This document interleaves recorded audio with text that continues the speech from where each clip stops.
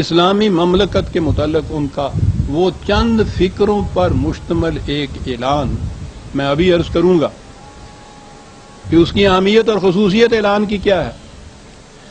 1941 میں وہ حیدرآباد دکن گئے تھے، وہاں کی عثمانیہ یونیورسٹی کے طالب علموں نے ان کا انٹرویو لیا تھا۔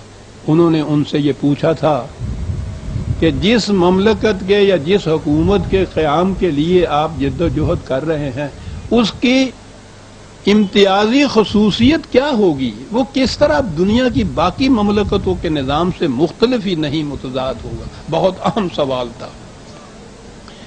عزیزان من، ویسے تو میں نے عرض کیا تھا کہ آپ ایک ایک چیز پر غور کیجئے، لیکن قائد اعظم کے اس جامع ارشاد کے ایک ایک لفظ کو سوچئے کہ وہ کیا کہہ گئے۔ انہوں نے کہا کہ اسلامی مملکت کے تصور کا یہ امتیاز ہمیشہ پیش نظر رہنا چاہیے کہ اس میں اطاعت اور وفاکیشی کا مرجع خدا کی ذات ہے۔ اب وہ تو مقنن تھے نا، خدا تو آسمان پہ سامنے نہیں آتا، حکومت کیسے کرے گا، ہم کیسے اس کی محکومیت اختیار کریں گے؟ کہا وفاکیشی کا مرجع خدا کی ذات ہے جس کی تعمیل کا واحد ذریعہ قرآن مجید کے احکام اور اصول ہیں۔ اسلام میں اصلاً نہ کسی بادشاہ کی اطاعت ہے، نہ کسی پارلیمان کی، نہ کسی اور شخص یا ادارہ کی۔ قرآن کریم کے احکام ہی سیاست یا معاشرت میں ہماری آزادی اور پابندی کے حدود متعین کرتے ہیں۔ اسلامی حکومت دوسرے الفاظ میں قرآنی اصول و احکام کی حکمرانی ہے، اور حکمرانی کے لیے آپ کو علاقہ اور مملکت کی ضرورت ہے۔ سوچیے عزیزان من کیا کہہ گئے۔ اس ضمن میں دو خصوصیات عرض کروں گا۔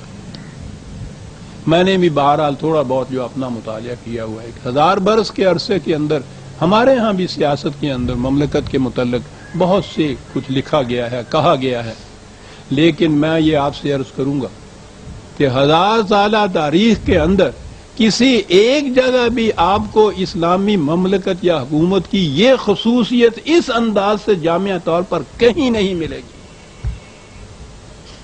یہ تھا suited booted England return mister Muhammad Ali Jinnah جسے کہا جاتا تھا، یہ تھا وہ شخص۔ آپ بھی کہیے ان حضرات سے کسی سے کہ 1000 سالہ تاریخ کا ہمارے ہاں کا لٹریچر وہ ڈھونڈیں اور کہیں کہ اس جامعیت سے کسی جگہ بھی اسلامی مملکت کے تصور کو پیش کیا گیا ہے۔ اور دوسری چیز یہ کہ اس 30 سال عرصے میں آپ نے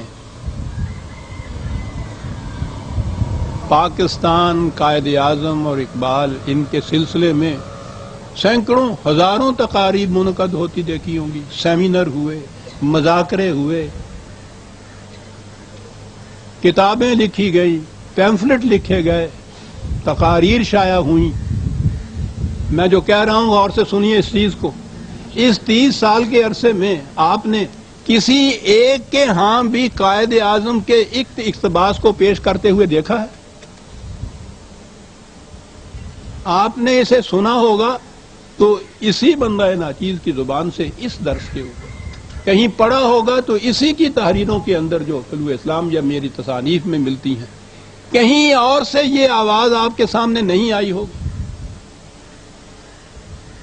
یہ کوئی چیز سہون نہیں ہوئی، اس کے اندر بڑی گہری سازش ہے۔